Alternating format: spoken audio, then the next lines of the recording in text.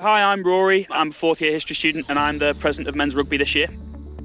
I'm Howard, a fourth year sports and recreation management student, and I am a decathlete for Scotland and Great Britain.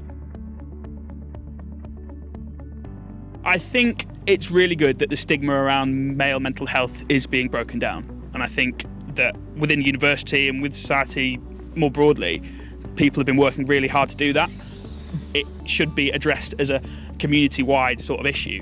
Yeah. It's just a friendly reminder to regularly say, we want you to be aware of your own mental health and we want you to be aware that we are aware of your mental health. I didn't think I was ever going to compete again because I thought I was doing all the rehab in the world and this injury just wasn't getting better. I was on the flight home from this competition in Poland. I found myself with tears in my eyes sitting on this flight alone, and I think just that moment to reflect, and it doesn't always have to be that you're competing, you're doing 10 events, you're brave and all this, and I felt okay with that. I was happy. I was happy to have competed again, and I thought it was worthwhile to thank everyone that had helped me. Not being able to play as much as we did or socialise as much as we did, kind of staying connected and sharing ideas this time has actually, in a strange way, been more important and more prominent than it ever was when we were allowed to be together.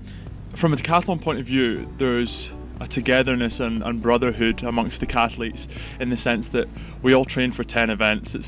We don't just have one individual event to work on. It's a case of how can you best balance 10 events, and that is quite a hard task in itself. From that comes a real kind of bond, and there's a lot of encouragement that goes on amongst different decathletes and encouraging each other, where even though you are competing against them, but everyone wants the best out of each other, so it's really positive in that sense.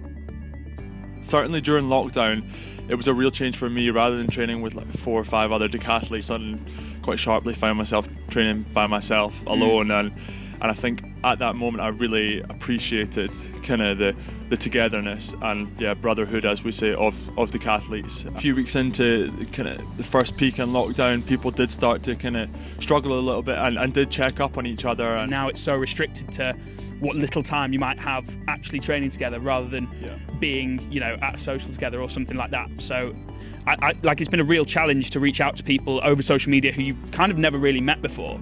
But I've been really impressed by how everyone has really shown some kind of determination. It's not really knowing who you can or maybe feel you should be talking to. So to have that figure who is kind of out there and puts their hand up and says, look, I understand that you might not know me, but I want to know you. To help, exactly, and I want to listen to you, and I'm confident that I can help you out.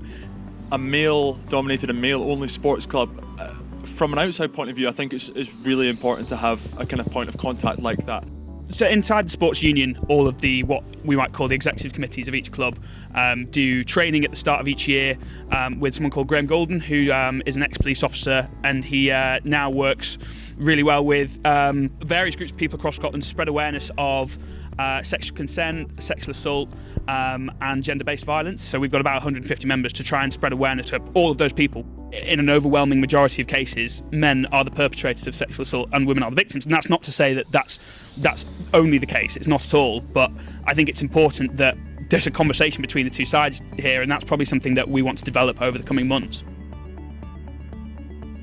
As part of the Let's Talk and Movember campaign, Fraser Menzies of the USSC led a group workout session to encourage the conversations around men's mental health.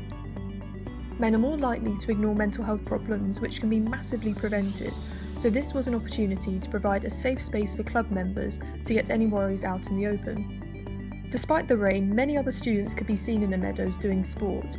This was really encouraging to see how students are using sport as a way to stay connected, and sports clubs are continuing to provide students with support networks, which most would say is valued more now than ever before. It is okay not to be okay.